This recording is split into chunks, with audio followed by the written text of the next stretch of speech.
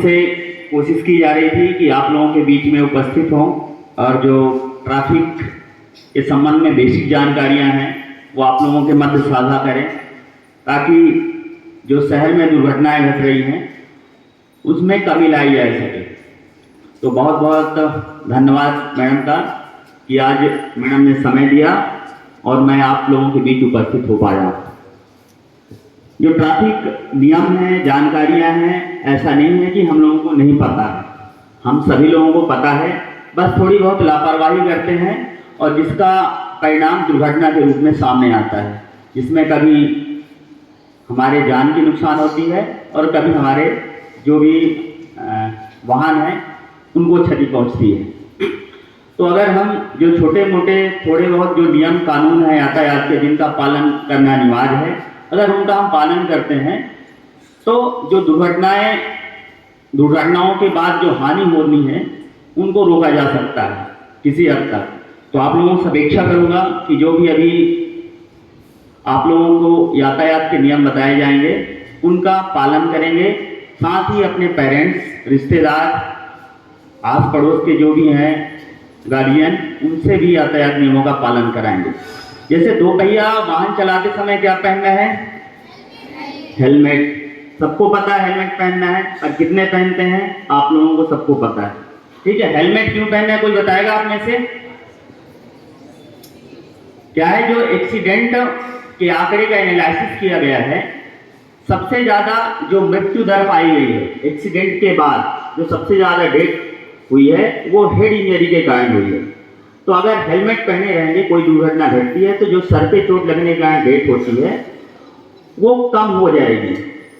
फिर भी जो हेलमेट पहनना है वो हेलमेट ISO मार्क होना चाहिए, मतलब हमारे सर से ज्यादा मजबूत, तब जाके कहीं हेलमेट पहनने की उपयोगिता है। साथ ही जब हेलमेट पहनते हैं तो उसकी स्ट्रिप जो रहती है सामने, वो भी लगाना कंपलसरी है, क्योंकि अगर कोई दुर्घटना घटती है, हम जमीन पे नीचे जाएंगे तो एक लुढ़कन के बाद फिर वो सर से बाहर हेलमेट चला जाएगा और हमारा हेलमेट लगाने का कोई मतलब नहीं रहेगा। पहले था कि जो चला रहा है वाहन सिर्फ वही हेलमेट पहनेगा, अब कंपलसरी हो गया है कि जो पिलियन राइडर होगा, जो पीछे बैठा रहेगा वाहन पे, वो भी अनिवार्य रूप से हेलमेट का प्रयोग करेगा। तो जो भी 4 साल से ऊपर के बच्चे या बच्चियां हैं, सभी को वाहन पे बैठने के दौरान, दो पहिया वाहन पे बैठने के दौरान हेलमेट पहनना कंपलसरी है। तो जब भी आप अपने पेरेंट्स के साथ सफर करते हैं दो पहिया वाहन पे, तो हेलमेट अनिवार्य रूप से पहने। सीट बेल्ट की उपयोगिता क्या है कोई बताएगा? 4 पहिया चलाते समय सीट बेल्ट कंपलसरी है। जो भी सामने तरफ मुंह करके बैठते हैं, सवारी हो या घर के हो, कोई भी हो, वो सभी को कंपलसरी है सीट बेल्ट पहनना। सीट बेल्ट क्यों पहना जाता है कोई बताएगा? एक सेफ्टी के दृष्टिकोण से सभी गाड़ियों में एयर बैग लगे होते हैं, ठीक है, हमारी सुरक्षा के लिए होते हैं कि अगर कोई दुर्घटना घटती है गाड़ियों में, जैसे आप लोग देखे होंगे बैग करते हैं तो सेंसर काम करते हैं, to to to to to जो भी है आवाज आती है गाड़ियों के अलग अलग प्रकार से, तो सामने भी सेंसर लगे रहते हैं। अगर जितना प्रेशर उस पर पड़ना चाहिए, उसमें सभी सेंसर लगे हैं, उस पर डिसाइड है पूरा कितना प्रेशर होना चाहिए। अगर उतना प्रेशर पड़ता है तो हमारे एयर बैग खुलते हैं।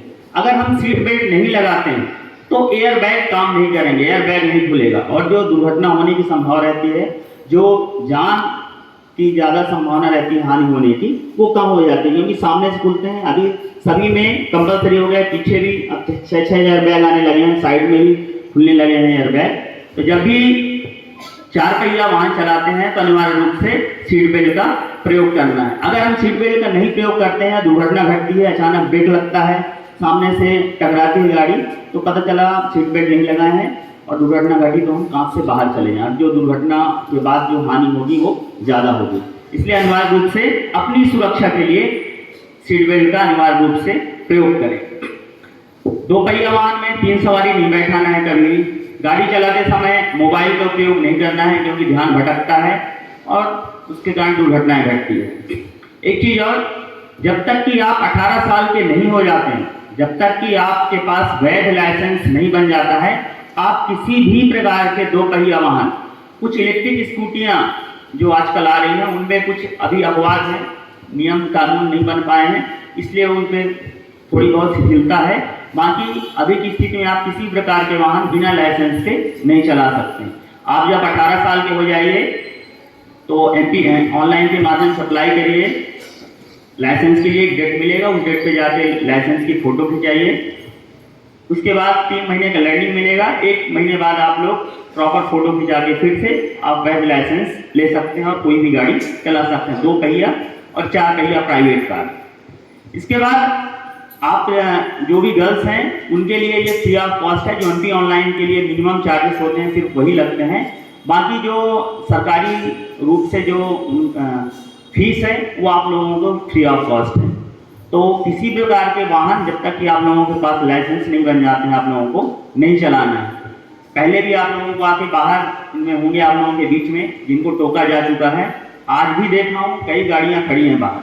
अपेक्षा करूँगा कि अब दोबारा आप लोगों को टोकना न पड़े कि गाड़ी लेके जब तक आप लोग लाइसेंस नहीं बन जाता है मत चलाइए। खुदा न खास्ता अगर कोई घटना घटी, ठीक है, आपकी गलती की वजह से या किसी और की गलती की वजह से, धोखे से अगर FIR हो पाई तो जो आप लोगों की पढ़ाई लिखाई चल रही है वो फिर दिक्कत में पड़ जाएगी, आगे नौकरी लगने में भी दिक्कत होगी। ठीक है, तो आप अपने पेरेंट्स को बोलिए, छोटे भाई बहन को बोलिए कि आप यहाँ छोड़ दीजिए, ऑटो रिक्शा जो है उन पे आ जाइए। पर जब तक कि आप 18 साल के नहीं हो जाते, वैध लाइसेंस नहीं बन जाता है, तो आप लोगों को गाड़ी नहीं चलानी है।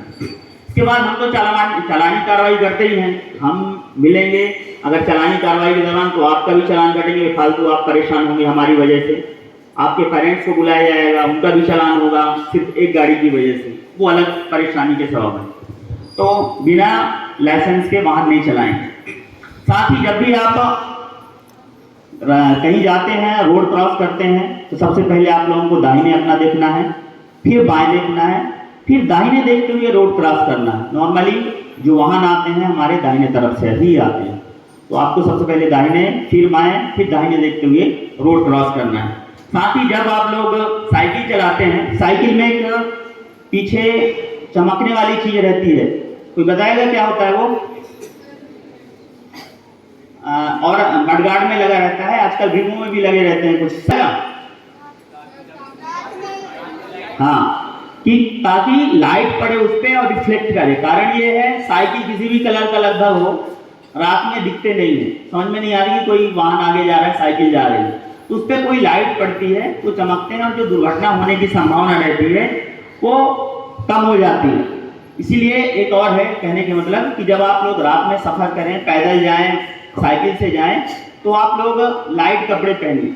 लाइट पे थोड़ी सी लाइट पड़ती है तो उसकी और चमक आती है और जो दुर्घटना होने की संभावना रहती है वो कम हो जाती है।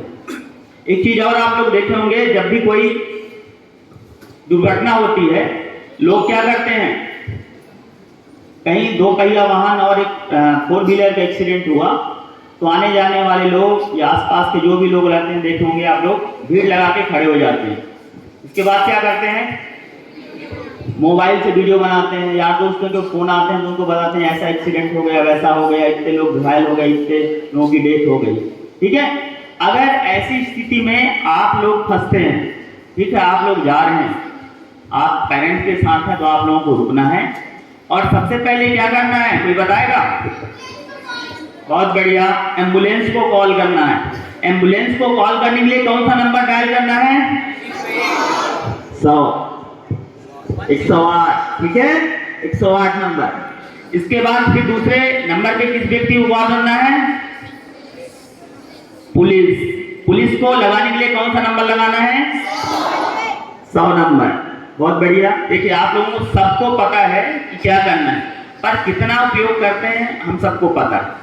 ठीक है, क्या है, कोई भी गंभीर दुर्घटना होती है और जो गोल्डन आवर होता है शुरू का 1 घंटा, दुर्घटना घटने से, गंभीर दुर्घटना घटने से 1 घंटे के अंदर अगर किसी को प्राथमिक उपचार की सुविधा मिल जाती है तो उसके बचने की संभावना बहुत ज्यादा रहती है। तो जब भी कभी ऐसा मौका मिलता है तो आप उसको नजदीकी अस्पताल में पहुंचाइए, प्राइवेट सरकारी कोई भी हो, ऐसा नहीं है कि सरकारी अस्पताल में पहुंचाना, नजदीकी अस्पताल में पहुंचाइए। और उसकी अगर जान बचती है तो ऐसे लोगों को प्रोत्साहित करने के लिए सरकार एक योजना लागू की है, गुड सैमरिटन, नेक व्यक्ति, और जो ऐसे गंभीर व्यक्तियों की मदद करता है उसको नेक व्यक्ति गुड सैमरिटन बोला जाता है। उसको सरकार द्वारा 5,000 का कैश रिवार्ड और प्रशस्ति पत्र दिए जाने का प्रावधान बना के रखा है।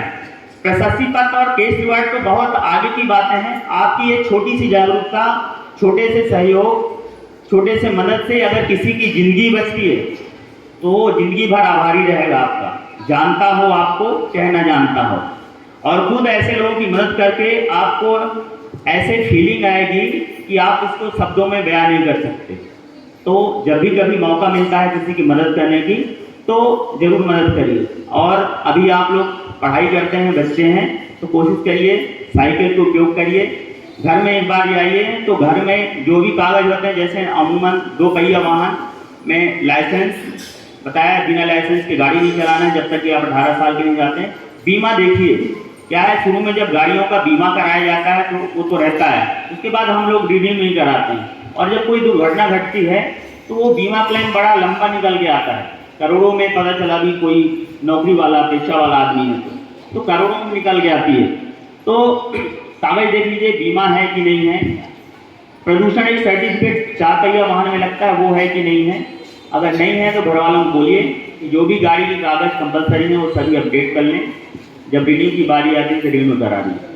ये बहुत छोटी छोटी सी बातें थी जो आप लोगों को बताई गई, और अपेक्षा करूँगा आप लोगों से कि जो भी यातायात के नियम बताए गए हैं उसका पालन करेंगे और पालन करवाएंगे। आप सभी लोगों का बहुत बहुत धन्यवाद।